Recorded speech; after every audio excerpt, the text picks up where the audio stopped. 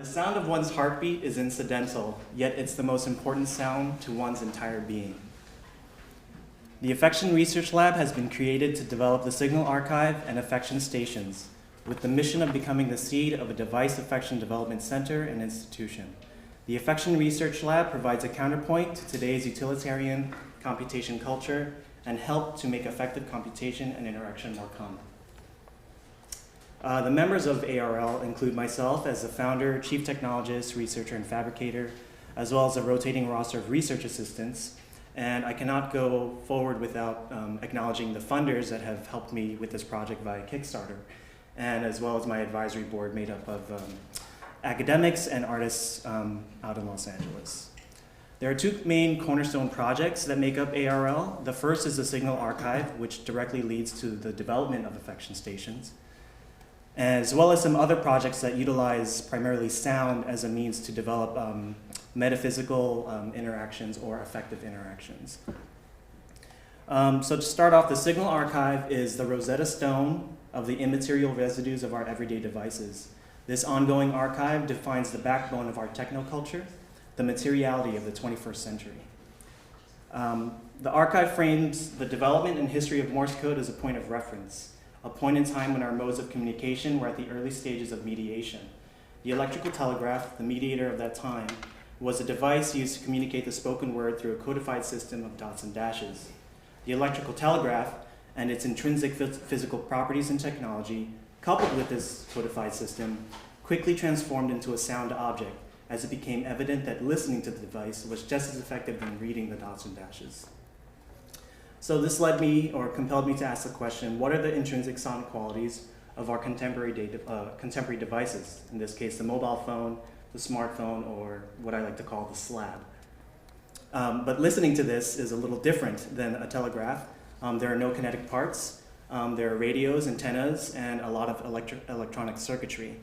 So I started to develop an archiving station by researching different ways of how to listen to this electromagnetic activity, starting with a telescoping antenna, a ferrite core magnet, and then kind of going back to my experiences as a guitarist for about 14 years, I remember having problems having to remove my cell phone from my pocket because there was so much interference. So I stripped away my single coil pickups from my guitar, and I opened my 3G phone and stuck them inside as a literal attempt to get beneath the surface of the device, and that's really what this is about. So here's the telescoping antenna.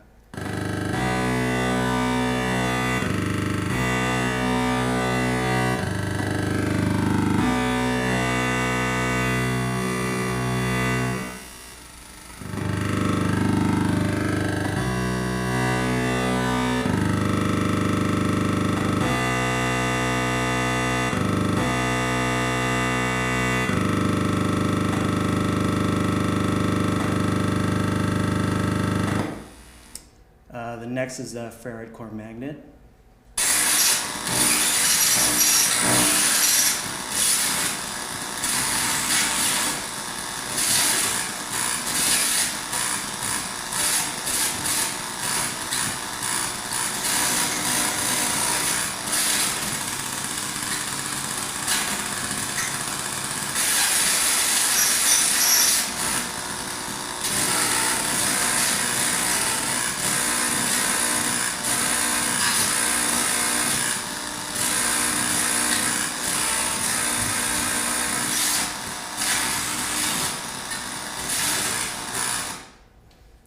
Tell there's a fidelity or a rise in fidelity with what's being captured.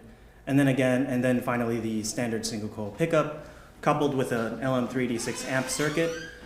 What happens here is that there's a little bit of bias that starts to occur because the single coil pickup's different from what you just heard, has a frequency range or a response range, and the LM3D6 amp circuit also has a bias as to its output.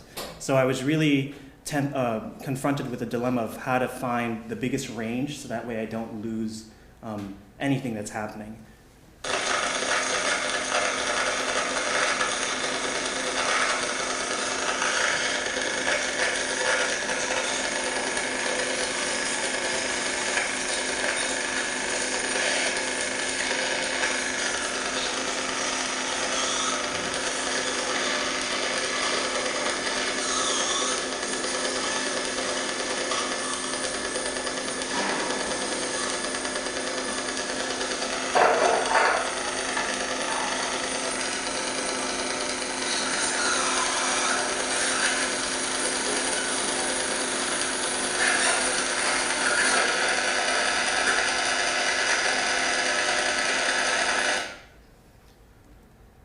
So the tinkering and experimentation led to what I call the archiving station. It's a semi-mobile station that's used to capture the electromagnetic activity of devices. There's an overhead camera. There is a single coil pickup station where the phone gets placed. And then what I do is I reroute the signal that I'm capturing back to the user as they're using their device.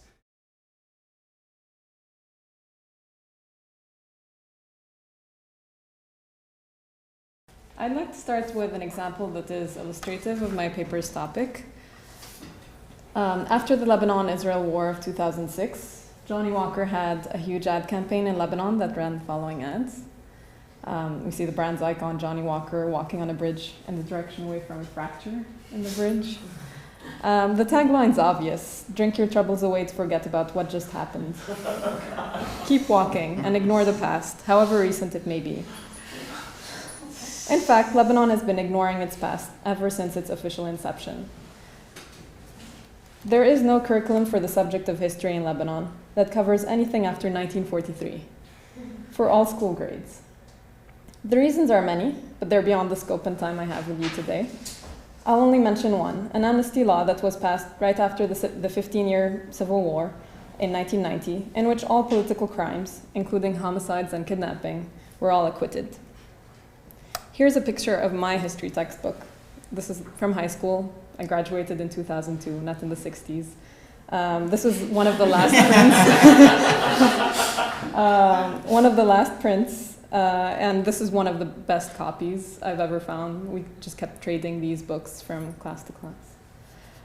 The project I want to present to you today is a work in progress. It's called We Are History, A People's History of Lebanon. It is a continuous archive of oral histories by the people who have lived through these times. The work doesn't stop at the archive, at collecting. It's actually the mode of presentation is what makes it critical.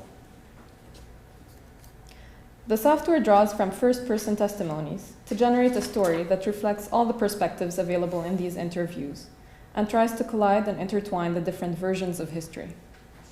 Also, every time a specific event is accessed, a newly generated story is composed. This results in multiple histories with multiple political positions, simultaneously emphasizing the importance of how history is agreed upon. This interface will be available online and in public spaces throughout Lebanon, housed in these kiosks. For participants first accessing the interface, they are presented with a map of Lebanon, with all cities available to be chosen for, listening to what is in the archive. Once the location is selected, they're presented with a map. The viewer will be presented with a drawer style of grids of videos, starting with the present and going back to 1943.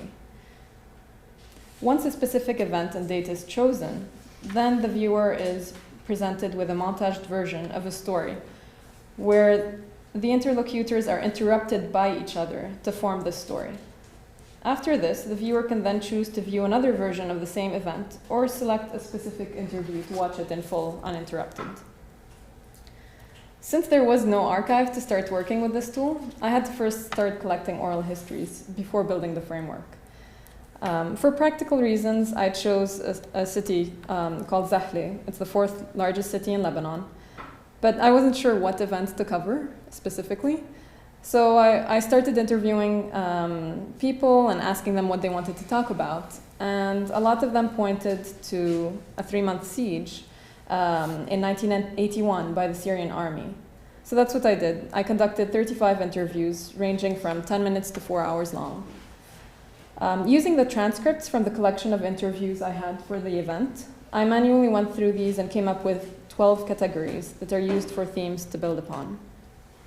How the siege started, how it ended, why it happened and analyses, politicians involved and their stories, food, telephone and electrical infrastructures, the Absi building, which is mentioned, it collapsed, and many people mention it. Women and men's and children's world, hospitals and the Red Cross, and comments on the inhabitants.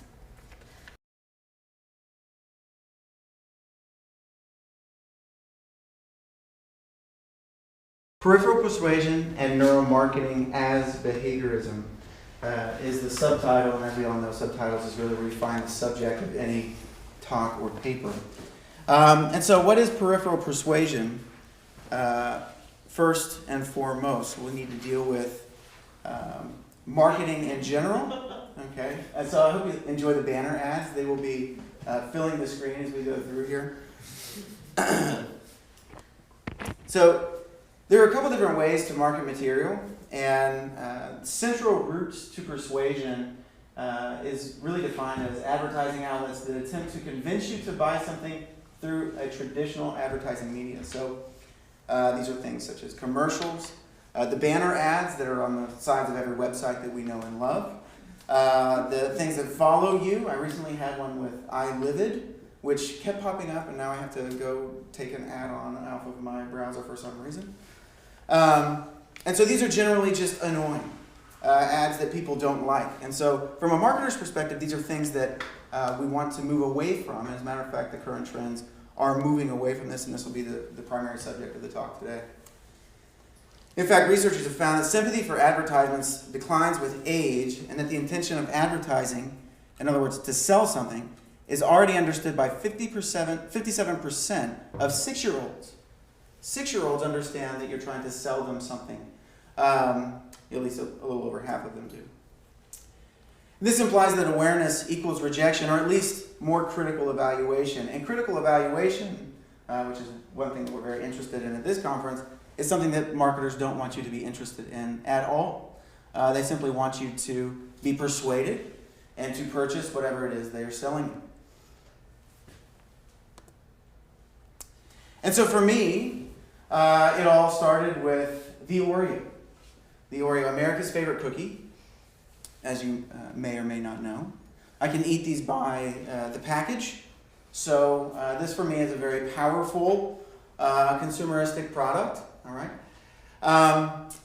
And the story begins for me when I was in college in freshman year, watching copious amounts of movie and not doing my homework, and with my roommates, and we would then proceed to go out and purchase a ream of Oreos with a carton of milk, and we would down the ream of Oreos and a carton of milk. Well, you're asking, why would you go purchase this carton of milk? Because we had just watched the movie Rounders. Is anyone familiar with Rounders? See a couple heads nodding, more of you are looking like you hadn't seen it, that's okay.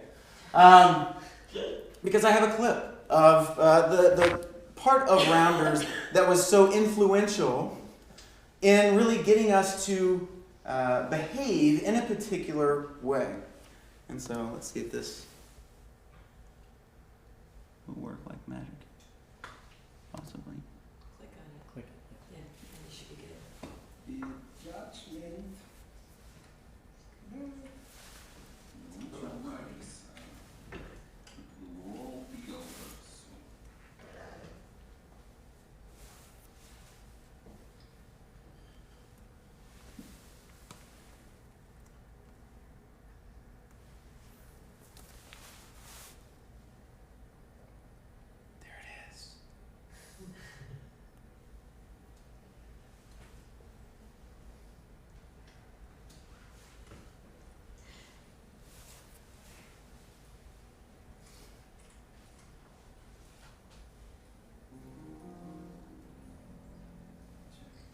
Melodrama now. No picture, I kiss you.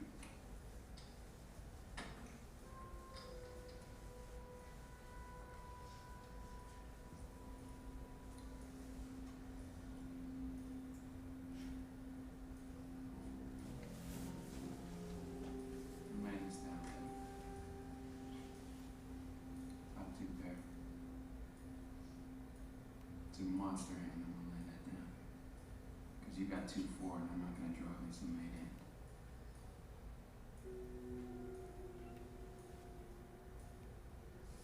Lines down and monster.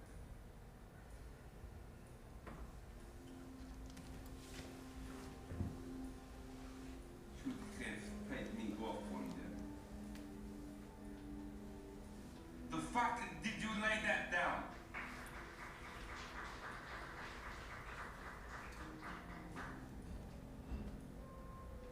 He knows.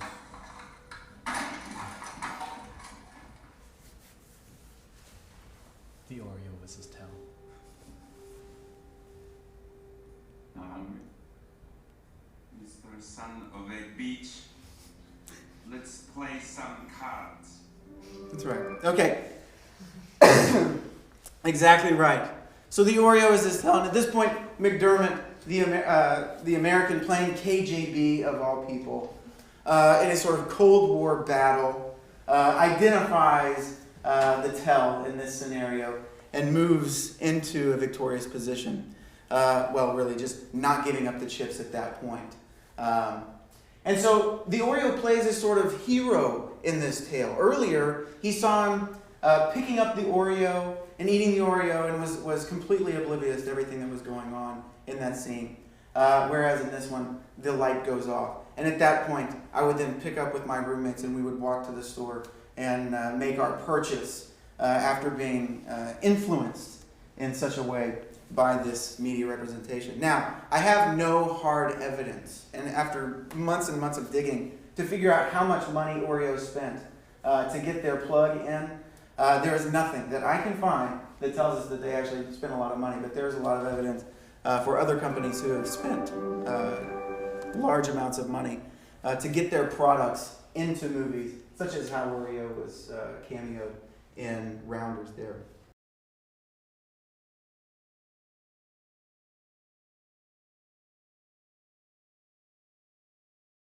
So I'm going to begin typing, like, a little short quote about, well, let me get the Twitter up, about how we're complicit in capitalist programming like that.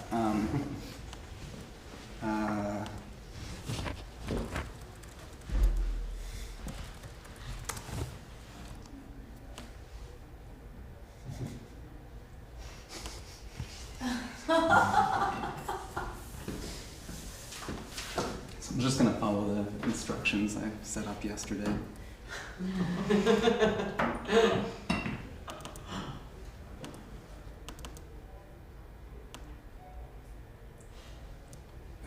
But I'll just type something first.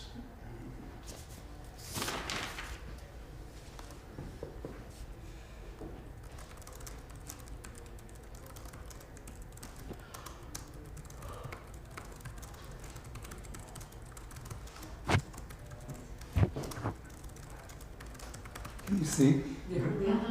Great.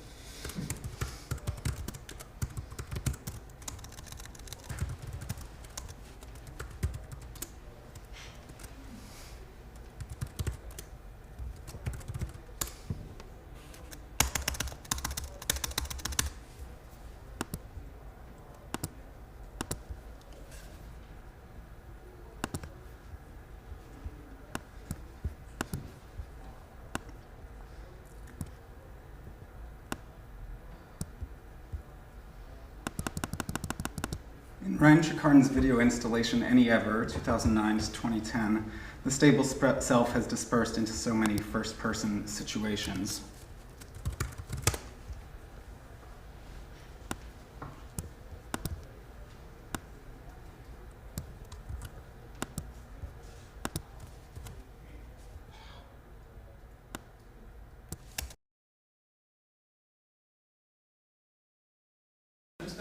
He's going to speak first about the four, very interesting, very different presentations that we saw on today's panel of Algorithmic Thought and Memory, and then we'll open up to questions to the audience. Okay. So I'm just going to briefly editorialize and then summarize, try and draw comparisons and contrasts. For me, the question of the algorithm raises the question of the agency of the technology that defines our cultural landscape. We used to exist in a condition pre-science where nature presented mysteries to us. Post-science, we had explanation for the causes of things. We're now in a position where algorithms have an intelligence that defies us, and we no longer have explanations for why our technology, the way it behaves, the way it does. And this raises problems for it raises political issues, it raises questions about history, it raises questions about the role of narrative, and all these came out in your presentations today. I noticed a few odd parallels in different pairings. One is that two of you are actually working with algorithms yourselves, you're creating algorithms. So Salvador was creating algorithms to establish new relationships with their mobile devices, and Hanna was working with algorithms to maybe establish new relationship with history. Whereas Bryce and Kareem were kind of interpreting algorithms, maybe trying to understand how advertising works the way it does, or trying to understand what subjectivity might be on the other side of Ryan Trecartin.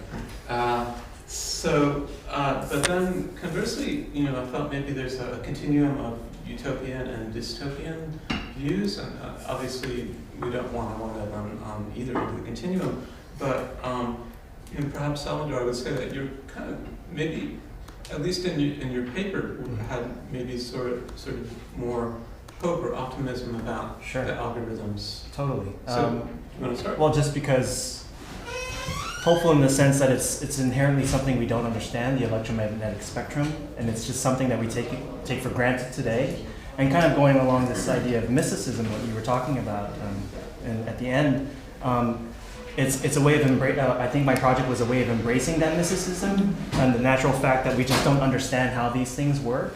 And I'm not trying to perpetuate an understanding, but create a level of harnessing and embracing that level of not understanding, and creating some sort of acceptance or level of acceptance where I don't have to truly understand what the sound is, but I will accept it and create my own beliefs of what it may be. And that's what the stations try to do. They try to create entry points for those to create like a scene from Romeo and Juliet, or bring your phone to a recital, and it's been reciting Romeo and Juliet for so long. This is what it sounds like doing that. So in fact, you're trying to make our devices more mysterious. More mysterious, but then just us harnessing what we do normally and anthropomorphize our devices when they don't do things that they're programmed to do at the surface. We always say, oh, it's not working, and we always personify it as something, and I wanted to embrace that a little bit, or actually I did embrace that and perpetuate that even more. I think that's interesting because the most important thing to me here would be to reject that mysticism. It clearly has only like a very limited kind of profit motive, and the algorithms that, like the claim that they're unbiased, is something that I think Fabiola really articulately brought up as a kind of myth. I mean, there are we can track, and we have the tools to track the kinds of patterns of inclusion and exclusion that are encoded into algorithmic protocol, and that's something that sociologists are working on.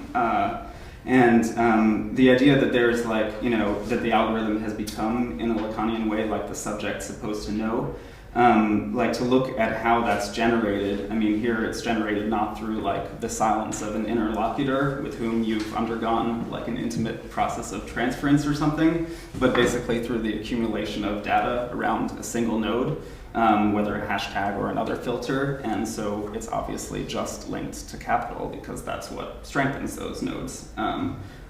So that's why I think it's really important to reject any mysticism around I'm confused because then in your analysis you clung to this this neurological approach, and yet you reject mysticism. Can you explain more? I just think the mysticism is really fun. Like, it's just, it's, you know, I mean, Alice Galloway and Eugene Thacker I don't really agree with them on a lot, but they say that like you should give up the concept of resistance in politics for one of hypertrophy, which would just be like overloading the system. But isn't that what Trecartin does? Well, I think that you can say that, but I think that that's an aesthetic rather than a political strategy. I mean, I think it's really problematic to say you should give up all of the politics of resistance, you know, because you like to like overload images or text in a database. I mean, I don't know, that's not really, I think those things are separate. Yeah, I think going back to this issue of mysticism, I think we should try to provide alternatives for that. I'm trying to within my project. I want to make.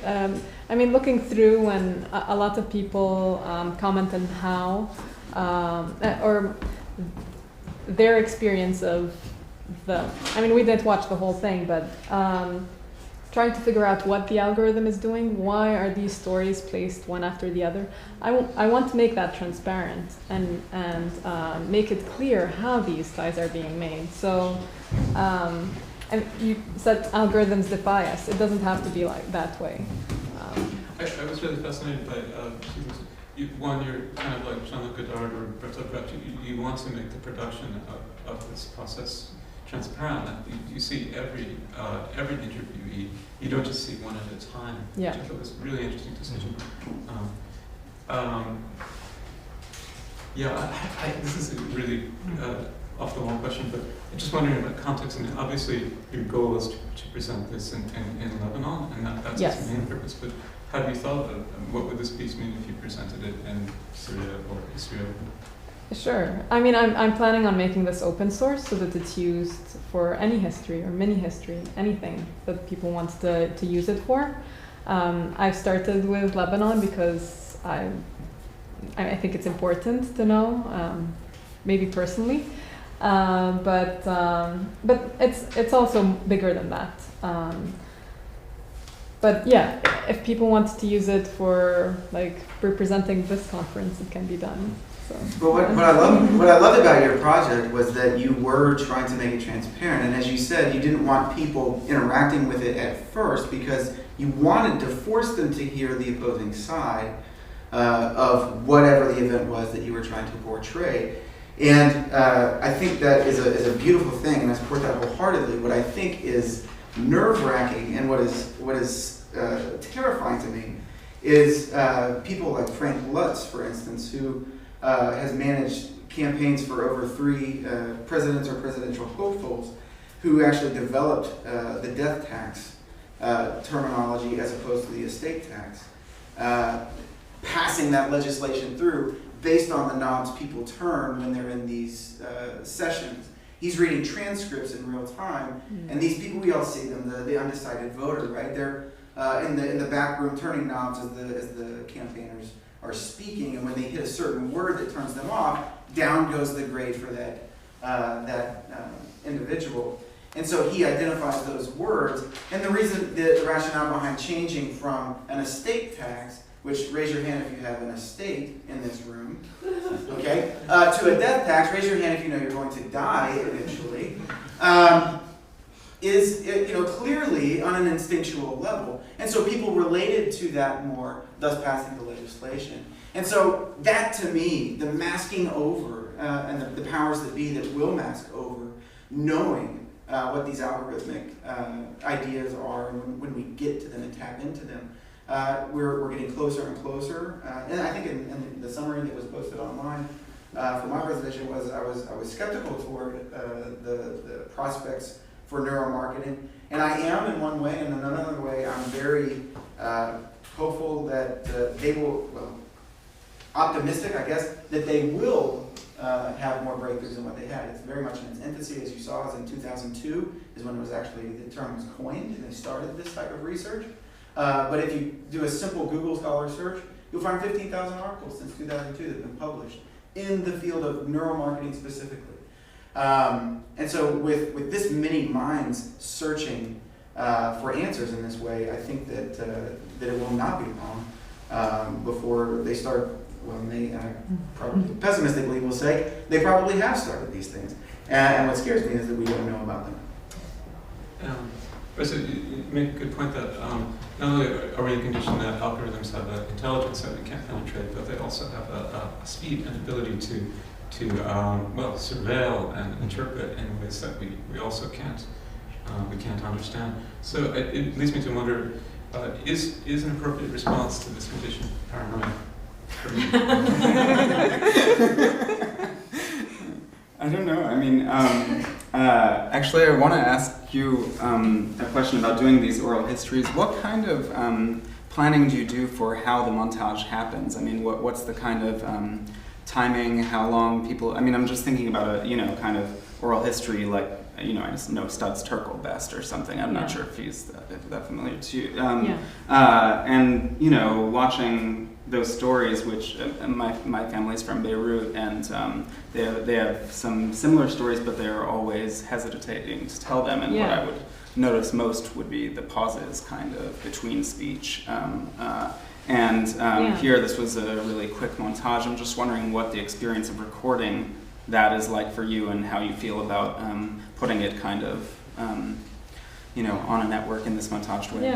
So I have 2 points maybe to answer that. One is that I started interviewing these, but that's not the plan. It's going to be, people are going to go to the interface and share their stories. I'm not going to be going to. I mean, I just did this so that I can build on actual oral histories about the event, and not some random thing to build an algorithm on. Like a random archive that already existed. And then second is, I don't want to stop at the text. This is just a start, the textual analysis of the transcripts. Alessandro Portelli, who works with a lot of oral histories, or is really well known, talks about the orality of oral sources. Usually oral history is put it onto a bunch of papers and hidden into a closet. But I want to use that. How do you use the pause? Are there so going to audio? Is someone how long does someone spend on a specific topic? Do they hesitate? Do they does their voice get nervous? Gestural analysis. Is someone changing their position or getting really that's stuff active. You can't really tag. You don't have to tag it. It's we're I'm glad to hear that. just going to video. Why don't we why do we have to stop at text? We could use all of this stuff, and in combination I think would create a very different way of thinking about stitching. Question?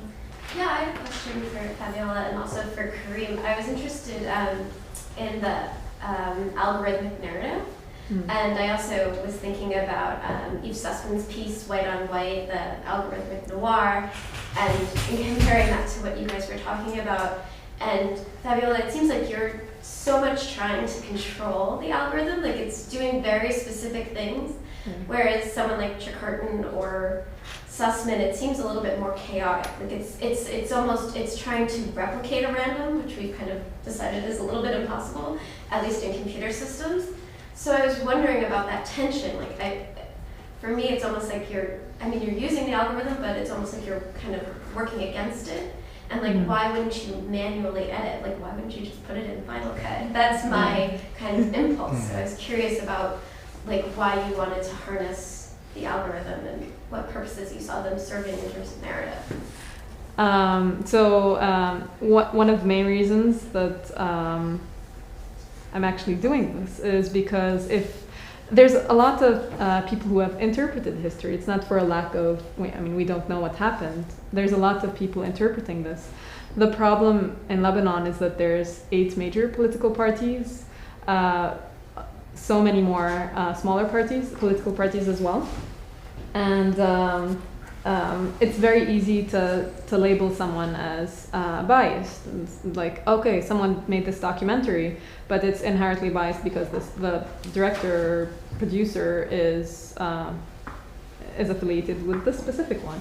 So I'm trying to step back and say, okay, here's something that's a machine that is that has no political bias. To a certain degree, I think this might be the most close we could get to an apolitical agent, and let it tell the story. And there's no truth. In the end, I'm not looking for truth. There's a multiplicity of stories. Every time you refresh something, you're going to get a new, totally different story. So, yeah, I'm working against it, in short. I think that's an interesting contrast, and I think about it kind of in a poetic tradition. You could think also about the text in conceptual art. I mean, like Solowitz's statement, the idea is the machine that makes the art. And around that time, Jackson Miklo and John Cage are doing write-throughs of text, and they follow exactly the procedures that they've designated the same way that a machine would. It wouldn't make a difference when you're searching for Ezra Pound within a canto and replacing the letters from his name there. But I actually think that Ryan Trecartin is not in that tradition, which is partly what's interesting to me, is that he's looking at more like expressivist uses of language that also deal with chance, maybe in like following like Mallarmé and Rimbaud more. But that's just to think about it more like in poetry and text rather than algorithmic procedure. Yeah. I see work that Salvador is doing with using the cell phones and the various configurations that are involved with, in particular, the text, the one that produces the text on sort of that receipt ticker tape. Yeah. And you said, to see if it produces a word. Right. And to me, that's a type of intelligence that would then randomly sort of communicate with us in our form of intelligence. But it is from a different, if you will, algorithmic intelligence, or what you call narrative intelligence, that we would then be able to develop meaning from, which I think may be the end goal of your project. I don't know if you could speak to that a little bit more. The thermal printer, that was definitely an open algorithm. Open meaning is very loose. I was trying not to use an index of words to choose from or to work from, and that was kind of a nail in the coffin for me for that project, because it wasn't definitive enough as to, or it didn't have any real agency other than chance-based operations, and that was directly inspired from my readings of John Cage and stuff like that, and just really making a chance-based algorithm between two devices and sharing that sound, and seeing if something could happen. But when I hear the word algorithm and narrative, I use narratives to develop algorithms, and so I develop a story between two phones, sharing, like the Oracle of Delphi is a direct influence on the development of an Oracle station with a thermal printer. A rambler that just kind of rambles nothing, but then when you're presented with another device, there's the potential of a significant message being displayed or come about. So when I hear narratives and algorithms, I just have a different point of view of working those two together. One directly generating an algorithm that I create computationally. Okay. I think we have room, time for one more question. If there's any other questions in the audience that you'd like to ask. Okay. Any questions for each other? For each other? If I could just kind of jump on what you were saying as well. What's interesting is the meaning is always made from our intelligence. And I think it'd be interesting from a mystical perspective to get the interpretation of our interaction with the machine, and eventually maybe one day that will we'll be able to do that. But that's the hope of my project. yeah.